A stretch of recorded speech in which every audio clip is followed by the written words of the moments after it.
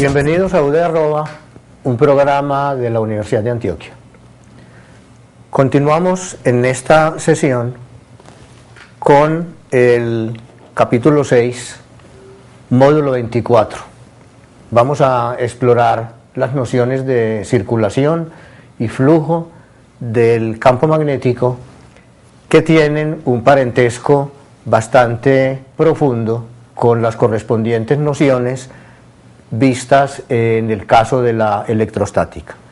En particular, la integral de circulación tiene en el caso electrostático una aplicación directa a la noción de trabajo, y la noción de flujo del campo eléctrico fue la que nos permitió hacer una formulación integral de la ley de Gauss.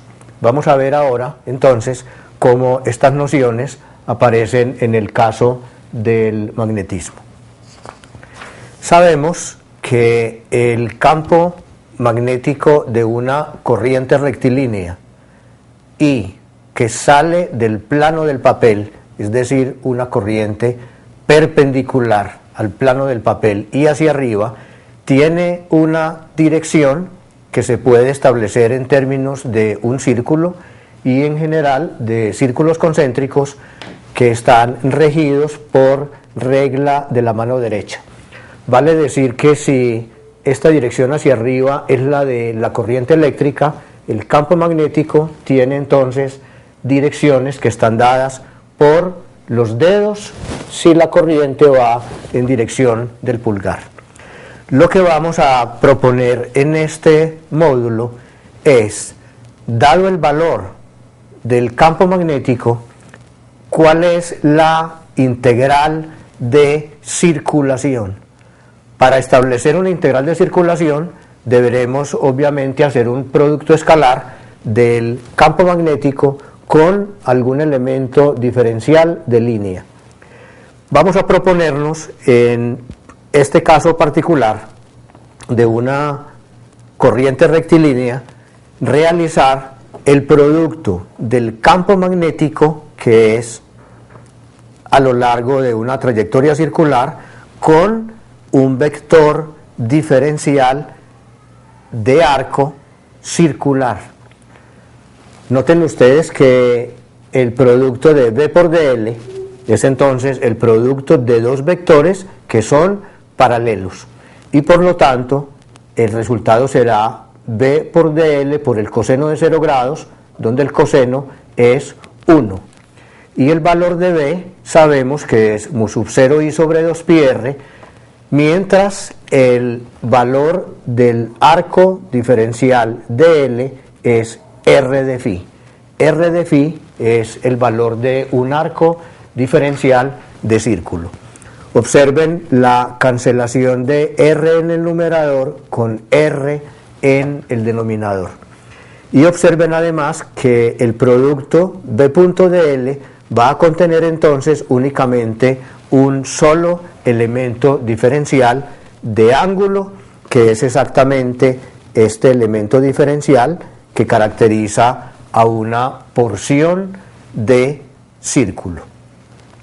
Si realizamos la integral de B.dl alrededor de la trayectoria que ya hemos escogido circular, lo que indicamos adicionalmente con el circulito de la integración, vamos a obtener entonces que el valor de esta integral cerrada es mu sub 0 i sobre 2π por la integral del diferencial del ángulo phi. Y la integral del diferencial de phi es 2π, por lo cual, después de cancelar el 2π del numerador con el 2π del denominador, obtenemos un valor a la derecha que es mu sub 0 i. Resulta entonces que si escogemos una trayectoria para la integral de circulación que sea una trayectoria circular, donde además el campo magnético es circular, vamos a obtener que la circulación del campo magnético para una corriente rectilínea es mu sub 0 i.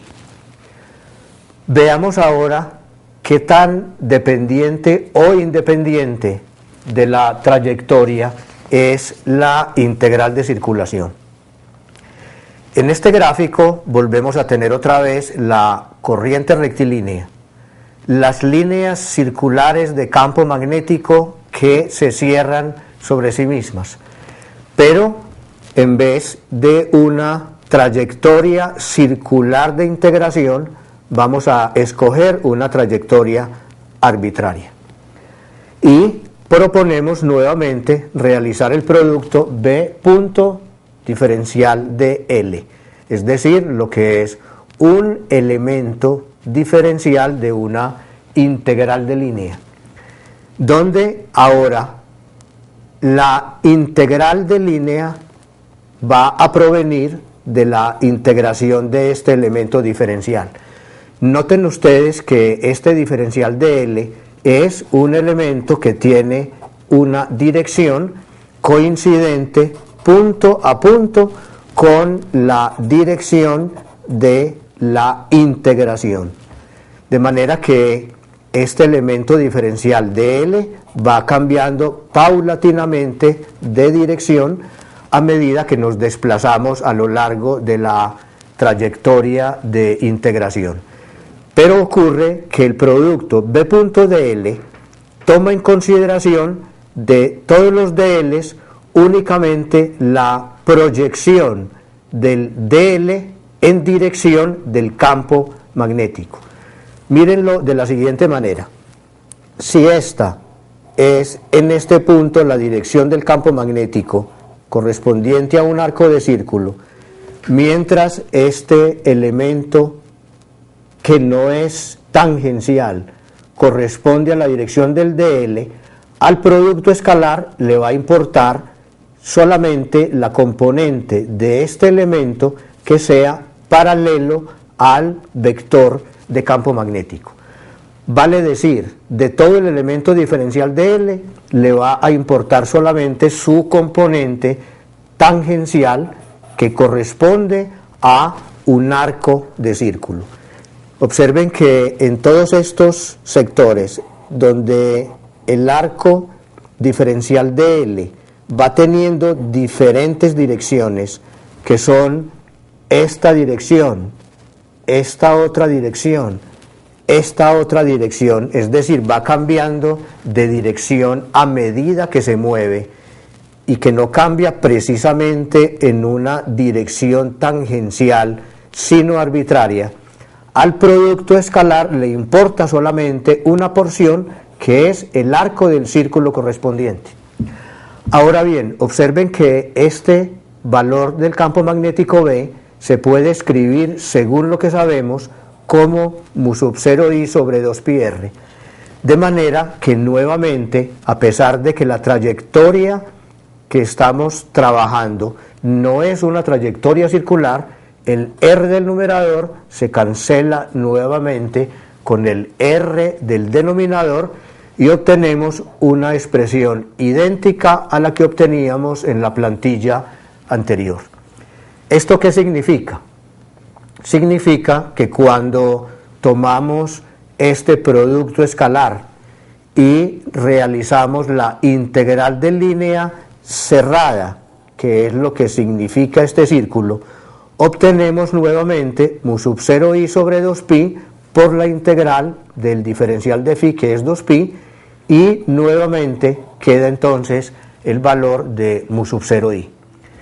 Esta expresión, que tiene el nombre de ley circuital de Ampère, es decir, ley de Ampère para circuitos que tengan corrientes eléctricas y que tiene aplicación en la evaluación de los campos magnéticos, tiene una característica sumamente importante que vale la pena resumir en una sola frase. La circulación del campo magnético es independiente de la trayectoria de integración y depende única y exclusivamente de la corriente que esté contenida dentro de la trayectoria. En el caso que hemos trabajado acá, lo hemos hecho con una sola corriente y perpendicular al plano del papel.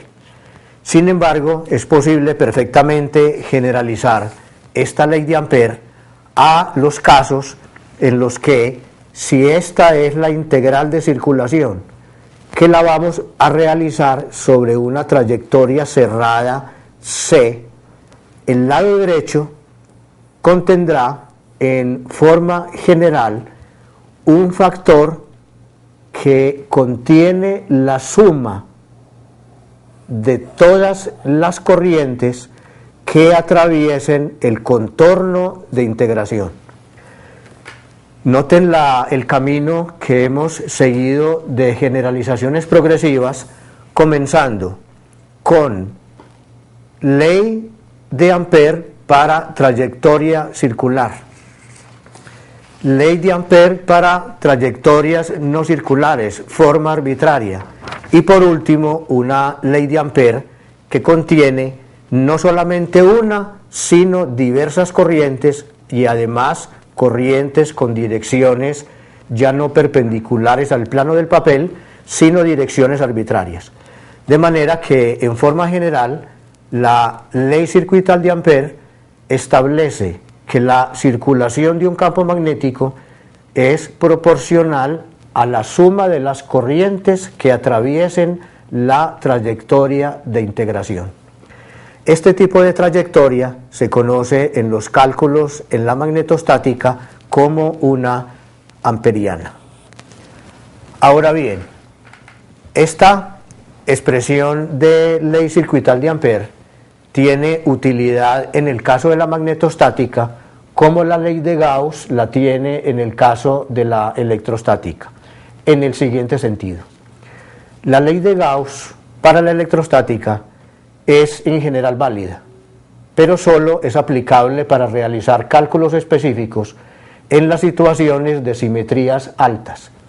Recordemos que en los primeros capítulos hacíamos cálculos de los campos eléctricos de distribuciones de simetría esférica, campos en el interior o en el exterior de esferas, campo en el interior o en el exterior de cilindros con cargas uniformes. En estos tipos de situaciones, la ley de Gauss es perfectamente aplicable y da resultados bastante simples. Son situaciones entonces de altas simetrías. Vamos a realizar en lo que sigue algunos cálculos simples para situaciones de magnetostática.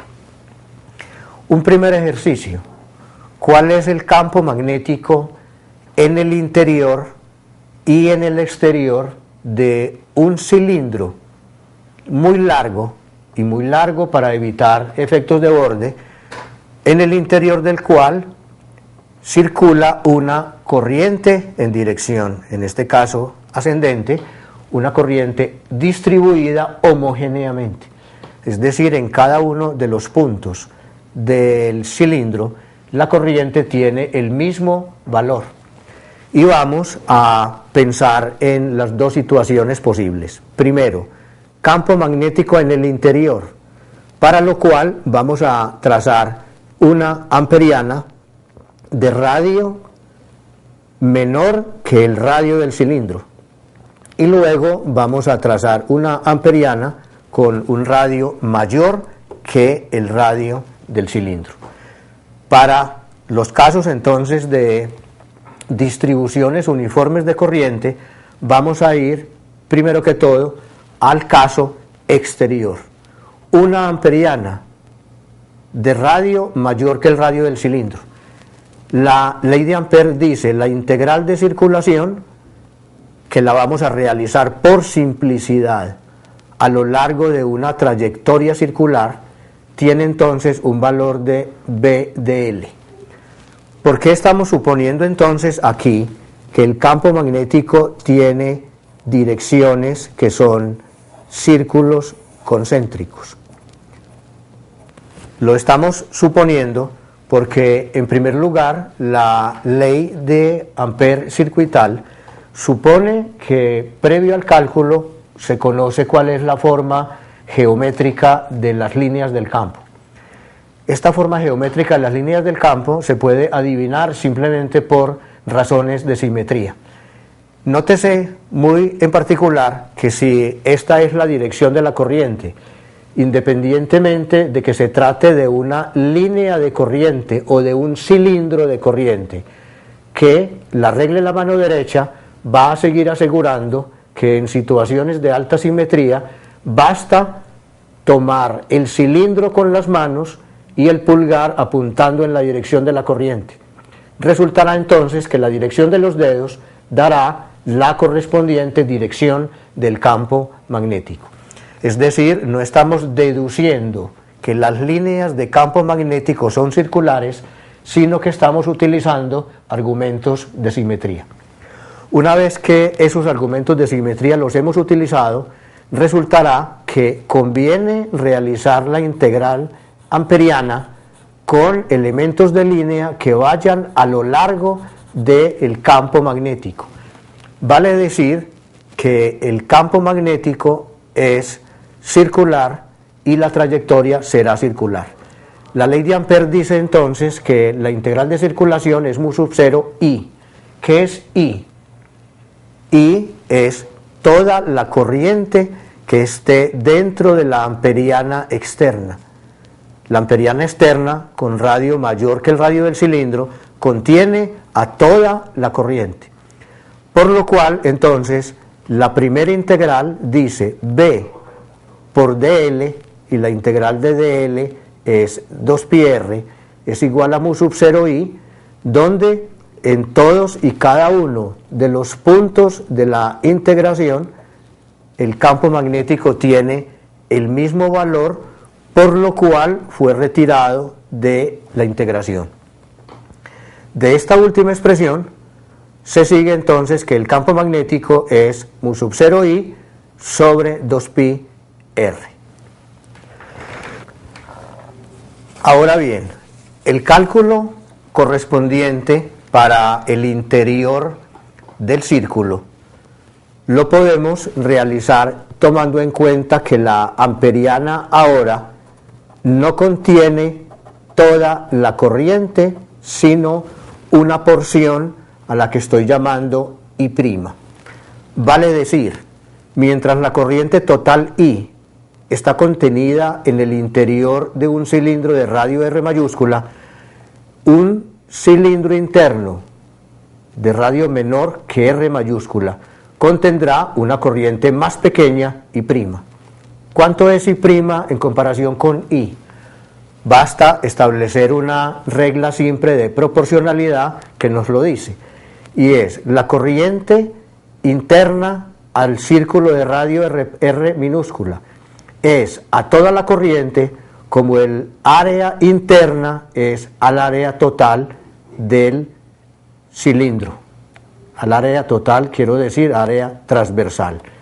El área entonces transversal interna es πr2, mientras el área externa es pi r mayúscula al cuadrado, por lo cual I' es entonces r2 sobre r mayúscula al cuadrado por I, que es esta expresión. En este caso entonces, donde si estamos asumiendo que la corriente es uniforme, la integral de circulación, que otra vez es simplemente BdL, es mu sub 0 I'. I' es la corriente contenida en el área pequeña interna, que es un área circular.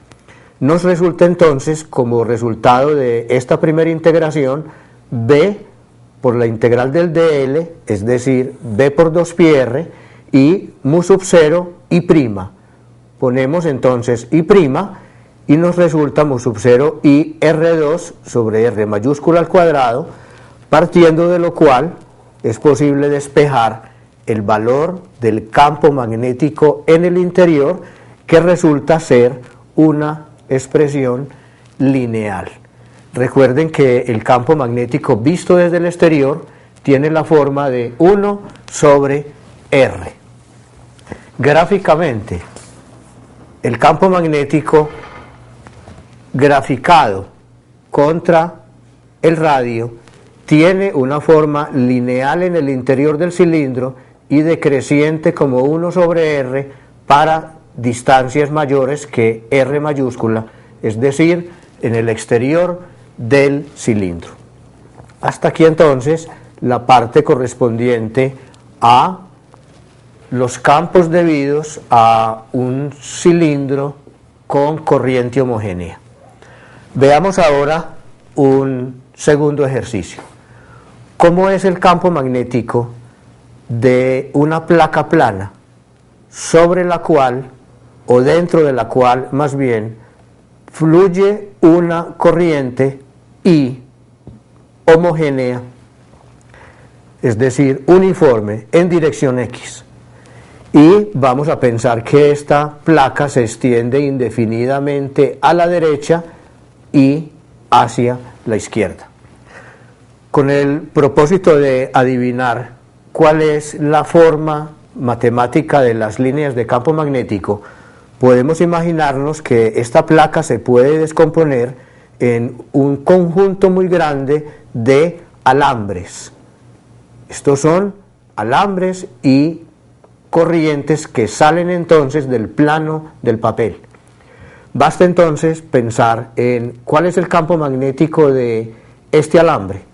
Si tomamos en consideración que el campo magnético de un alambre, digamos en este punto, es perpendicular a la línea que nos une con la posición del alambre. Esto significa, por ejemplo, este alambre en esta posición genera un campo magnético que es este. Un alambre como este genera en esta posición otro campo magnético que le es perpendicular y que es este. De manera que, en síntesis, el campo magnético generado por toda esta serie, en principio infinita a izquierda y a derecha, de alambres paralelos, estará dado por una suma de vectores de esta clase. Y no es muy difícil darse cuenta que en la región superior todos estos vectores darán una suma que va hacia la izquierda, de manera que el campo de esta placa plana, vale decir el de este conjunto infinito de alambres paralelos, va por la parte superior hacia la izquierda y por la parte inferior va hacia la derecha. Digamos entonces, para continuar, que el campo magnético en la parte superior, si esta placa plana es infinitamente extensa en sentido horizontal, va hacia la izquierda por encima, va hacia la derecha por debajo. Y vamos a utilizar la ley de Ampère, la integral de circulación, para el caso particular de esta amperiana. Noten que en la parte superior de esta amperiana, esta dirección del diferencial de L va hacia la izquierda, como va el campo magnético. De manera que B de L es simplemente B de L sin las flechas de vectores. Vale decir, en esta forma de escalares. Y por la parte inferior tendremos entonces que la dirección del vector diferencial de línea va en la misma dirección también del campo magnético y por lo tanto contribuye de esta manera. Arriba y abajo el campo magnético iguales, de modo que al realizar esta integración vamos a obtener B por 2 veces Y. 2 veces Y, estoy diciendo que si esto es un diferencial de Y, entonces una integral sobre esta expresión, bueno, digamos lo que este diferencial de Y sobra, y que el diferencial de Y es únicamente esta porción pequeñita. Al integrar esta porción sobre toda la longitud de la espira, vamos a tener Y 2 veces, una contribución de arriba, una contribución de abajo, que duplica entonces el resultado y que es igual, según la ley de Ampère, a mu sub 0 y prima. Y prima es, ¿qué cosa según la ley de Ampère? Es la corriente contenida dentro de esta amperiana. Dentro de esta amperiana hay corriente solo desde acá hasta acá, es decir, no es toda la corriente, sino proporcional. Observen que la definición de densidad lineal de corriente se puede establecer como corriente por unidad de longitud igual a una constante que es lambda. En este caso, lambda es una cantidad constante, puesto que hemos dicho que la corriente está distribuida homogéneamente saliendo de estos puntos.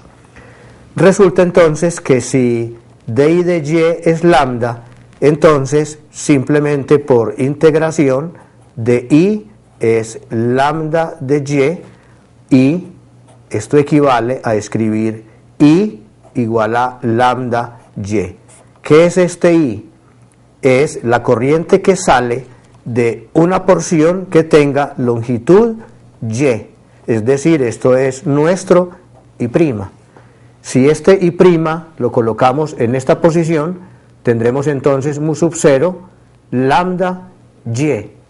Y esto nos dice que si esta porción es igual a esta otra, entonces el campo magnético, debido a una placa plana sumamente extensa, es mu sub 0 lambda medios, donde lambda es la densidad superficial densidad lineal de corriente eléctrica. Ahora, el cálculo se puede repetir perfectamente, aunque no utilizando la ley de Ampère, en situaciones donde la placa plana no se extiende indefinidamente a izquierda y a derecha. El resultado va a tener algo similar al que obtuvimos acá, y es que las líneas de campo magnético por encima van hacia la izquierda, por debajo van hacia la derecha. Pero en vez de seguir indefinidamente a izquierda e indefinidamente a derecha, estas líneas de campo magnético se cierran sobre sí mismas. Bien, continuemos con un tercer ejercicio consistente en la evaluación del campo magnético de un solenoide. Como dijimos en sesiones anteriores, un solenoide es ni más ni menos que una superposición de muchas espiras. Muchas espiras superpuestas se pueden simular en la práctica simplemente mediante un arrollamiento de alambre sobre un cilindro.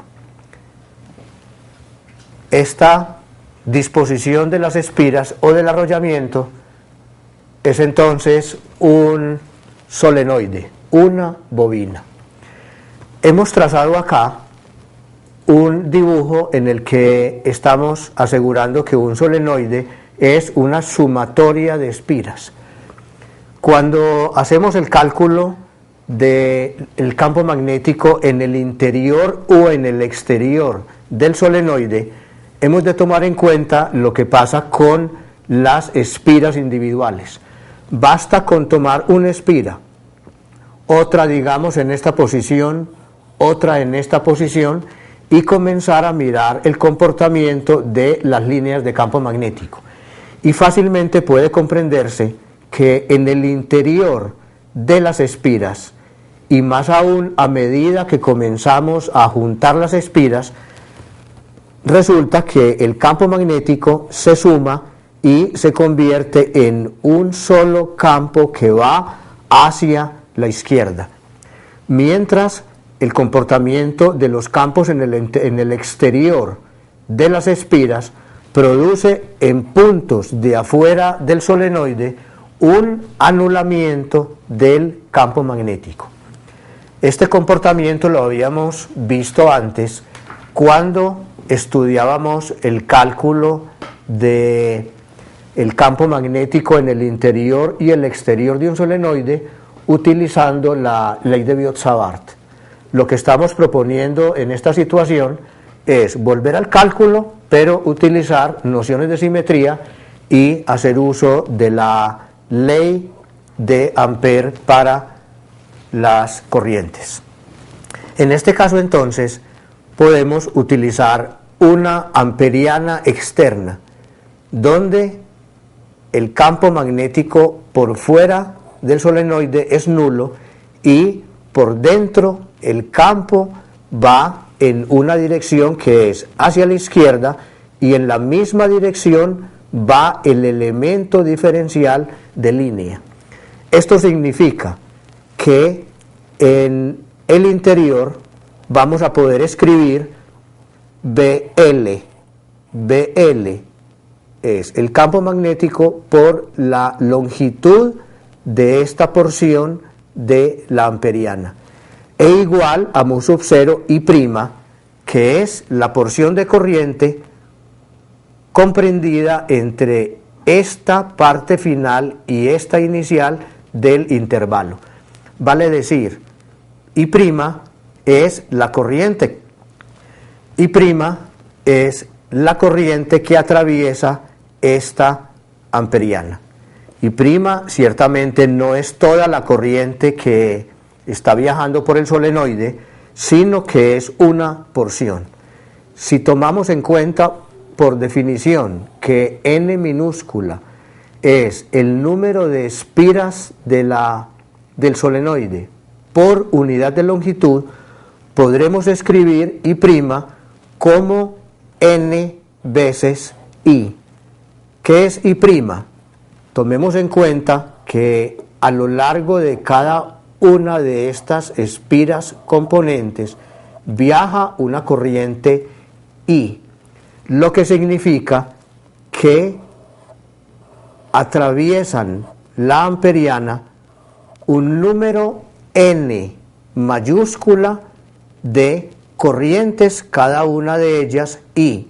Ciertamente no se incluyen las que están afuera a la izquierda, las que están afuera a la derecha, sino las n mayúscula espiras que atraviesan la amperiana, cada una con corriente I. Y este n mayúscula se puede reemplazar a partir de acá y escribirlo como n minúscula L, igual, según decíamos por la ley de Ampère, a BL. Y esto significa entonces que para un solenoide muy largo el campo magnético en el exterior es nulo y en el interior es constante e igual a mu sub 0 por el número de espiras por unidad de longitud por la corriente que viaja a lo largo de cada una de las espiras.